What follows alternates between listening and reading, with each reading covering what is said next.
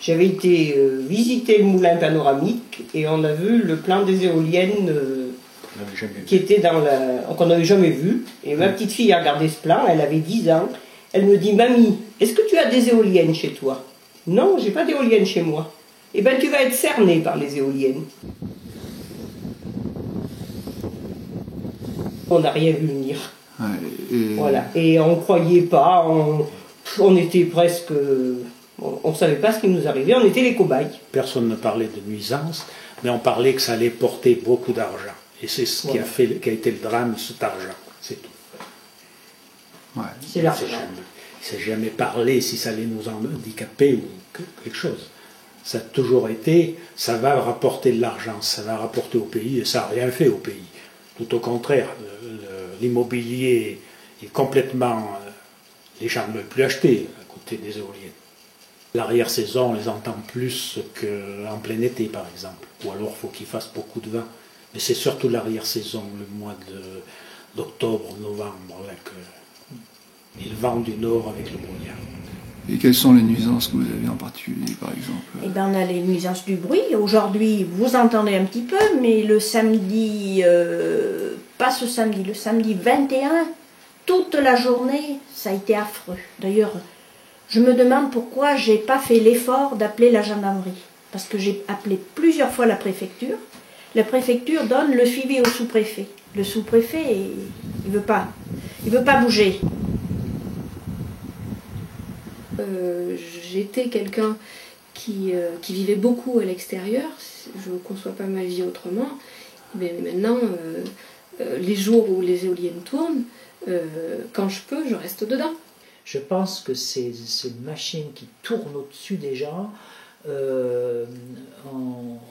envahissent la vie des gens, leur espace, leur univers sonore, visuel et par bien d'autres effets, et créent comme une sorte de harcèlement parce qu'on ne peut jamais s'en sortir. Partout elles sont présentes, même si c'est par moments faible, en bruit, et ça crée une fatigue, un stress, une fatigue nerveuse.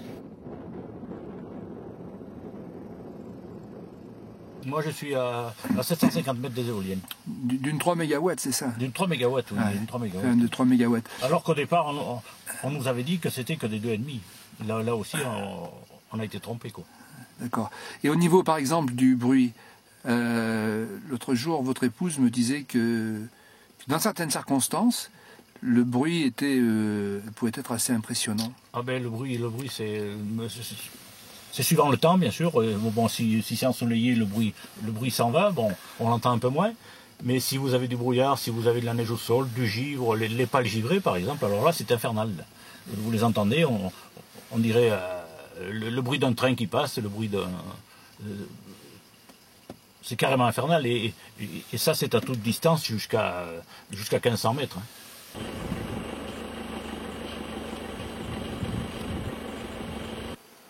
Il faut dire qu'elle ne faisait pas de bruit.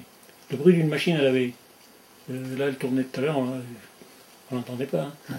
Et le bruit d'une machine à laver, on aurait dit ça ne fait pas de bruit, quoi. Ouais. Une machine à 500 mètres, une machine à laver, on n'entendra pas. Hein.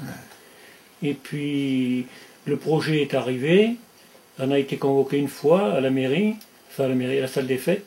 Le projet était sur la table, j'ai demandé où étaient les éoliennes. La position, le projet était sur la table et on nous a dit qu'il n'était pas fait. Ah oui. Je suis parti de la réunion. C'est pas la peine de rester quand on se moque de nous. Ah oui. Je suis parti, mais il était trop tard. Quoi. Et après, ça a mis 2-3 ans et puis elles sont arrivées. Et quand elles ont été là, quand on les a entendues, on a commencé à se faire des soucis. Il était un peu tard. Parce que vous êtes agriculteur, donc vous avez une exploitation de vaches laitières, je crois. Oui. Donc, j'ai eu quelques problèmes avec les bêtes. Ça s'est légèrement arrangé, mais bon, je ne sais pas si vous avez vu, il y a le transistor. Là. Ça étouffe le bruit quand elles font du bruit. Parce que quand elles font du bruit, vous ne les voyez pas de ce côté. La journée, vous les voyez dans l'air paillé, elles se reposent. Et la nuit, elles viennent se mettre... ça fait plus de bruit la nuit. Elles viennent se mettre là parce que c'est isolé. Ah d'accord. Les vaches se mettent à l'abri du bruit. Du bruit, oui, parce que l'autre côté c'est infernal, quoi. J'ai fait constater par la DAS, ça. Hein. Absolument.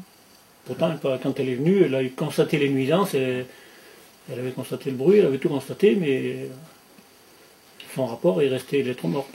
J'avais pensé vendre, moi. Ouais. Je n'ai pas pu vendre. J'avais vendu, mais quand ils ont vu les éoliennes plantées, j'avais vendu, la promesse de vente était avoir les éoliennes. Après les éoliennes, c'était fini. Hein. Personne ne plus voulait de rien. Hein. Ils ont la responsabilité juridique, et ça, ils le découvrent après. Et face à eux, ils ont des multinationales surpuissantes, richissimes.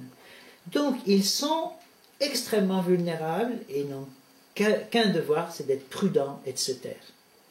Parce que ils sont dépendants de ces sociétés et ils ont cette énorme machine qui les écrase, mais qui est très menace. Ils ont là vraiment toute la responsabilité. Je pense que la plupart le découvrent après et sont extrêmement gênés et donc sont tenus de se taire. Moi, je pense que beaucoup de gens vivent vraiment dans la crainte. Ceux qui n'ont pas les machines ont les nuisances, mais ils ont gardé la liberté. Je pense que dans certaines communes, il y a un poids considérable. Je pense que aussi ces promoteurs arrivent à tenir les maires sous leur dépendance. Alors ils sont plus ou moins consentants, plus ou moins conscients, là pareil, dans certains cas, je pense que certains sont tout à fait... C'est-à-dire que les maires sont victimes du comment dirais-je, système. Mais même par rapport à leur propre mental, un besoin de cohérence vis-à-vis d'eux, quoi. Donc ils continuent à défendre malgré tout, mais... Parmi les maires, c'est pareil, il y a des victimes, puis il y a quand même des complices.